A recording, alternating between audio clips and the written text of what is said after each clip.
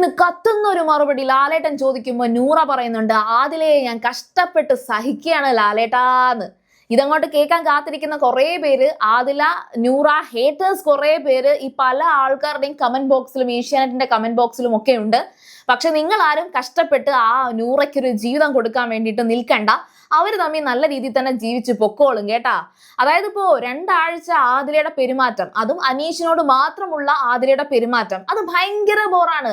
ആദില കാണിക്കുന്നത് വളരെ മോശമാണ്. പക്ഷെ എന്നും പറഞ്ഞിട്ട് ആദിലയുടെ ക്യാരക്ടർ അതാണ്, ആദില ഇങ്ങനെ ഒരു തന്റേടിയാണ്, ടോക്സിക് ആണ് എന്നൊന്നും പറഞ്ഞ ആരും ആ ഒരു കാര്യത്തിനെ ന്യായീകരിക്കാൻ വരേണ്ട എന്ന് തന്നെയാണ് എന്റെ അഭിപ്രായം. 2 ആഴ്ചയായിട്ട് അനീഷിന്റെ അടുത്ത് ആദിലയ്ക്ക് ഭയങ്കര നെഗറ്റീവായിട്ടുള്ള ഒരു ആറ്റിറ്റ്യൂഡാണ്.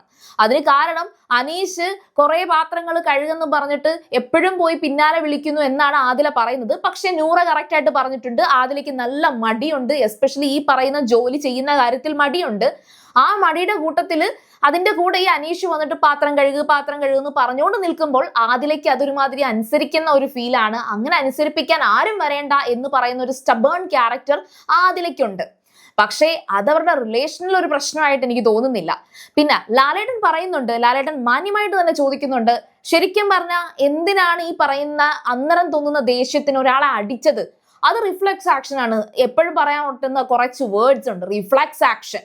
അപ്പൊ പറയുന്നുണ്ട്, റിഫ്ലെക്സ് ആക്ഷൻ ഒരു ദിവസം കഴിഞ്ഞിട്ടല്ല വരുന്നത്, അതുകൊണ്ട് അത് നടക്കില്ല എന്ന് പറയുന്നുണ്ട്.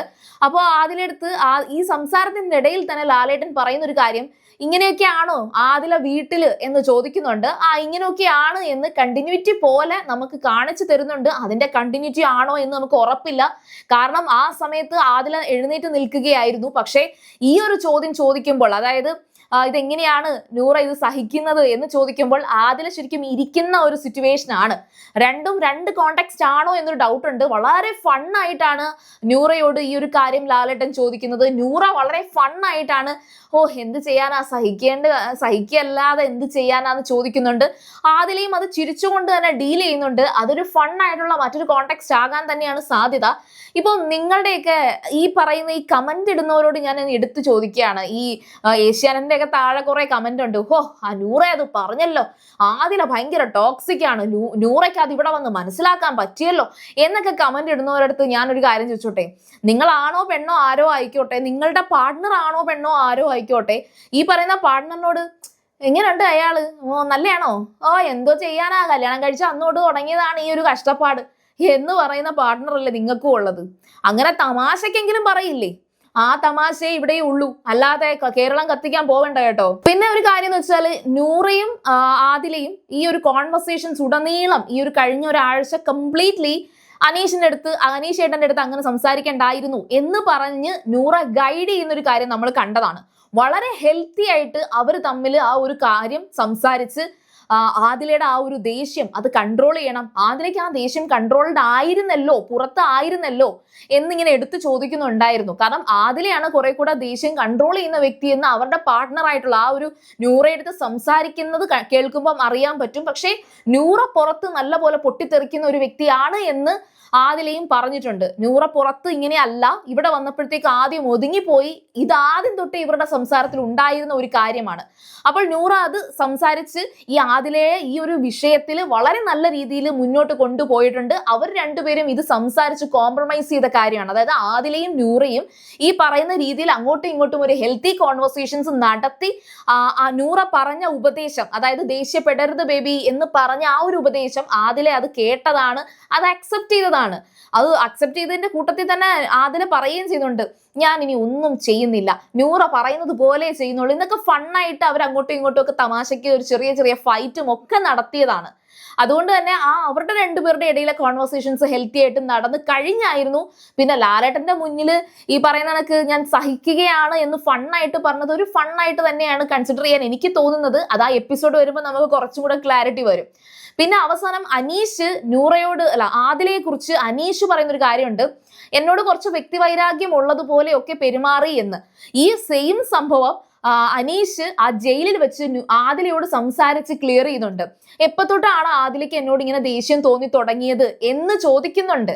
അനീഷ് തുടക്കം തന്നെ ആദിലയുടെ ഈ സംസാരം എടുത്തിടുകയും ആ ഒരു എന്തൊക്കെ മിസ്അണ്ടർസ്റ്റാൻഡിങ് അവിടെ സംഭവിച്ചു അതൊക്കെ ക്ലാരിറ്റി വരുത്തുകയും ചെയ്തിട്ടുണ്ട്. അവർ തമ്മിൽ സംസാരിച്ച് അവരുടെ എല്ലാ മിസ്അണ്ടർസ്റ്റാൻഡിങ്ങും മാറ്റിയതിനു ശേഷമാണ് ഇവർ ഈ ജയിലിൽ നിന്ന് ഇറങ്ങുന്നത് പോലും. അതുകൊണ്ട് തന്നെ ലാലേട്ടൻ ഇവർ തമ്മിലുള്ള ഒരു വിഷയം വലിയ രീതിയിൽ കത്തിക്കുമെന്ന് എനിക്ക് തോന്നുന്നില്ല. പിന്നെ ആദില എന്തായാലും എവിക്റ്റ് ആകുന്നില്ല എന്നുള്ളൊരു സൂചനയുണ്ട്. അടുത്ത വീക്കിലും ആദില അവിടെ തന്നെ ഉണ്ട്.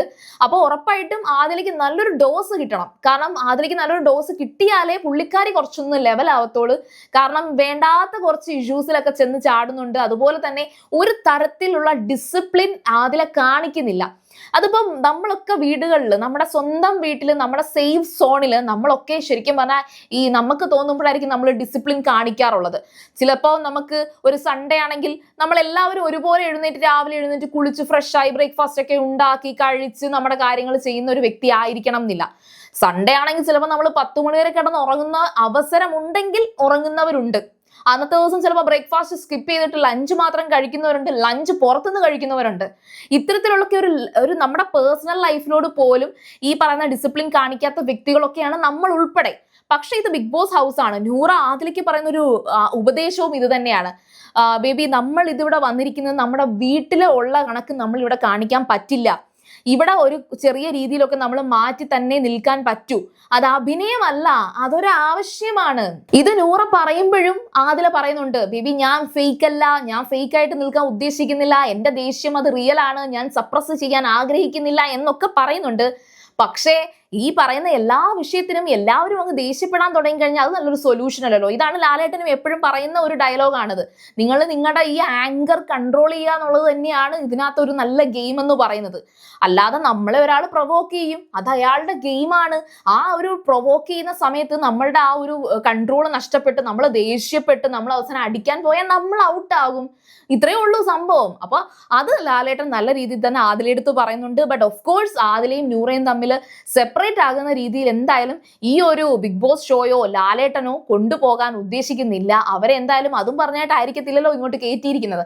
അത് മാത്രമല്ല, നെവിനോട് ഒരിക്കൽ കോൺവെർസേഷനിൽ വന്നപ്പോൾ ആദില പറയുന്നുണ്ടായിരുന്നു, ബിഗ് ബോസ് ഹൗസിലേക്ക് വരാനുള്ള ആ ഒരു പ്രഡിക്ഷൻ ലിസ്റ്റ് ഒക്കെ വരുന്ന സമയത്ത് തന്നെ കുറെ പേര് പറയുന്നുണ്ടായിരുന്നു, ബിഗ് ബോസ് ഹൗസിൽ വന്നു കഴിഞ്ഞാൽ ആദിലയും നൂറയും തമ്മിൽ സ്പ്ലിറ്റ് ആകാൻ സാധ്യതയുണ്ട് എന്ന് പലരും യൂട്യൂബുകളിലൊക്കെ പറയുന്നത് കണ്ടിട്ടുണ്ട് എന്ന്.